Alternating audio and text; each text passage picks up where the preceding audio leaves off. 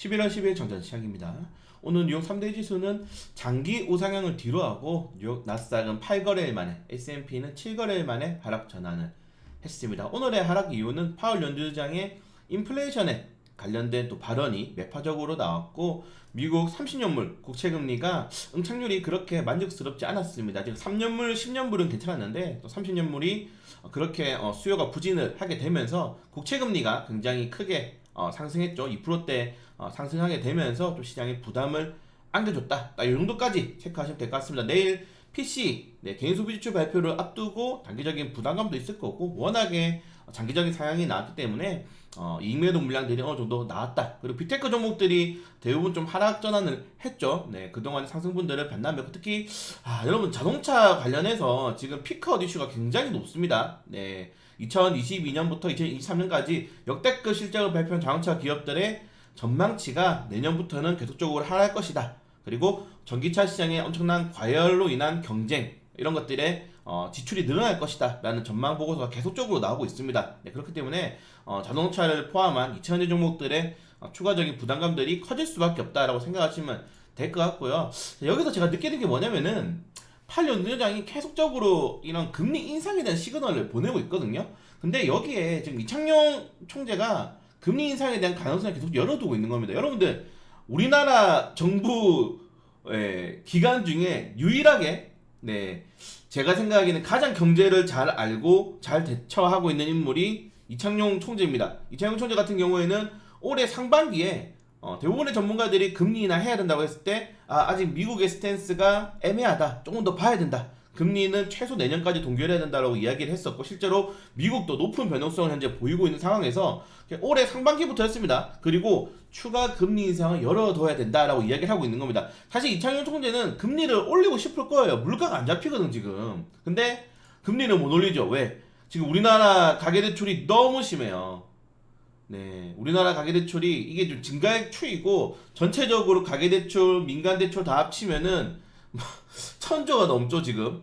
천조가 넘는 상황에서 굉장히 부담스러운 상황이다. 근데 이 금리를 누가 못 올리게 합니까? 정부가 못 올리게 하죠. 왜? 지금 금리 올리면은 연끌해가지고 부동산 사람들 다 터지거든. 그러면은 그 사람들한테 표를 안 주겠죠. 총선 앞두고 금리를 인상한다는 거는 굉장히 힘듭니다. 근데 금리를 인상 안 하니까 어떻게 됩니까? 외국인 투자자들이 우리나라 시장에 안 들어와. 지금 금리 차가 너무 크잖아요. 지금 2%대 금리는 역대 최대 금리 차입니다, 여러분들. 그리고 역대 최대 금리 차로 장기화되고 있죠. 만약에 미국이 정말 내년 5월까지 최소 금리를 5%대 유지한다면은 우리나라는 금리 인상을 하지 않고서는 버틸 수 없지 않을까. 지금 이번 주에 호주도 금리 인상했잖아요. 그리고 금리 인상의 상승률이 뭐 유럽연합이라든가 뭐 캐나다라든가 다 이제 5%대가 넘어갑니다. 5%대 이제 플러스 마이너스 대요. 근데 우리나라만 3.5%를 딱 못 박아두고 못 올리고 있죠. 왜? 가계대출 터지니까. 근데 올려야 돼요, 금리를. 부동산 때문에 금리 못 올리는 게 말이 됩니까 지금? 모르겠습니다. 우리나라가 일본처럼 정말 그냥 원화를 계속적으로 절하시켜가지고 수출 업종들에게 유리한 시장을 만든다? 제 생각 그런 전략도 아닌 것 같거든요. 그렇기 때문에 금리를 올릴 필요도 있다. 금리를 올리게 된다면은 금리 인상 수혜 관련 테마주들, 뭐 금융 정책, 금융 테마주들이 수위를 볼 수 있겠죠. 이렇게 체크하시면 될 것 같고, 자, 지금 보시는 것처럼 한국 경제 성장률은 이제 3%대가 불가능하다는 전망이 계속적으로 나오고 있습니다.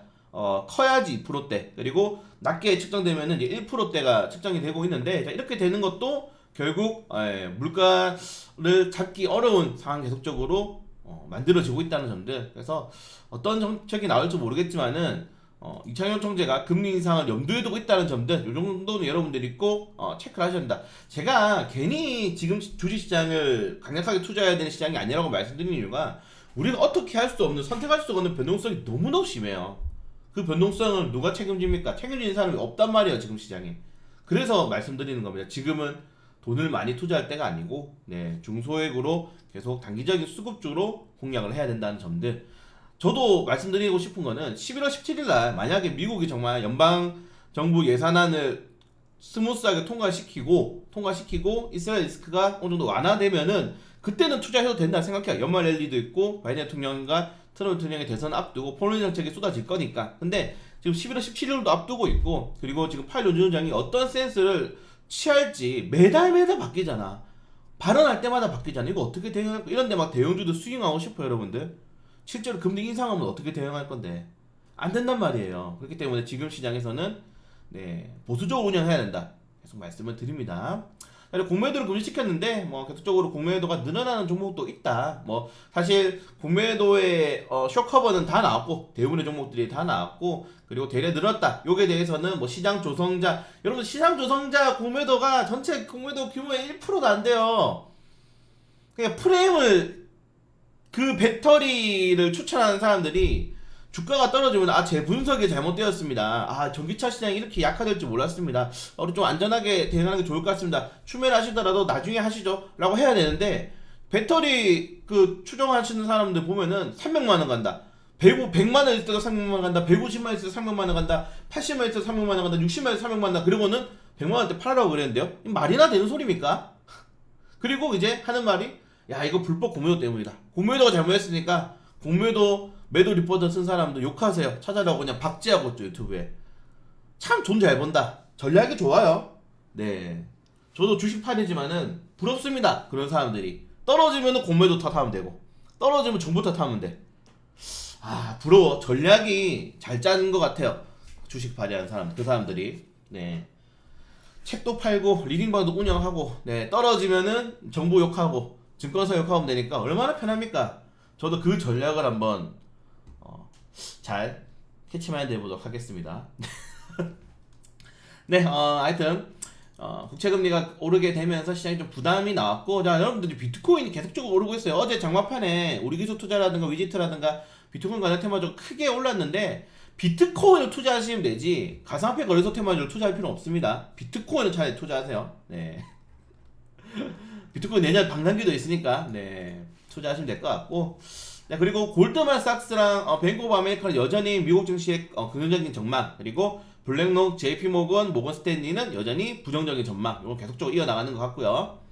네 그걸 제외하고는 어제 미국 신규수급수당이 감소는 했는데 이게 20만 건 하회를 지금 예상을 하고 있는데 안 떨어져요. 그러니까 미국 경제도 지금 아무리 우리가 계속적으로 둔화둔화 된다고 하지만은 덩어리가 있는데 그 덩어리가 갑자기 막 둔화하겠습니까? 천천히 떨어지겠지. 그리고 지난달에 있었던 이런 경제집 그 미국 고용지표 같은 경우에는 미국 자동차 기업, 의료 노동자, 작가 노동자가 파업을 했잖아요. 그 파업했기 때문에 이번 달까지는 더 지켜봐야 됩니다. 그래서 지금 파월 연준의장이 만약에 이번 달에 오히려 고용이 늘어날 수 있다고 생각하는 거예요. 그래서 조금 더 지켜봐야 될 필요가 있을 것 같다. 이것도 보수적으로 우리가 봐야 되는 이유 중에 하나죠. 네, 그걸 제외하고는 뭐 오늘도 큰 이슈 없이 시장이 진행될 확률이 높다. 오늘 또 2차전지 종목들의 변동성에 의해서 장 초반에 수급이 쏠린 다음에 그 이후에 시장을 주도하는 테마 형성될 겁니다.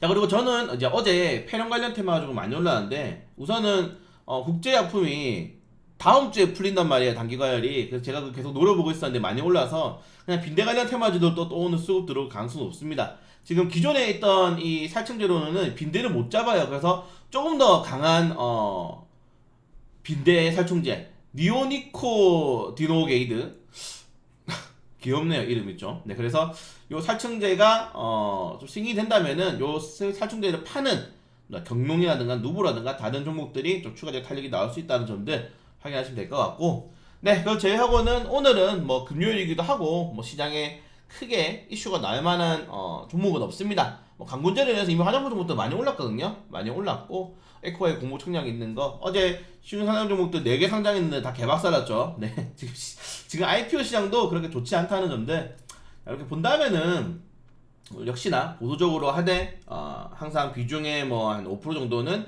저랑 같이 단타 치면서 시장 대응해 보도록 하겠습니다.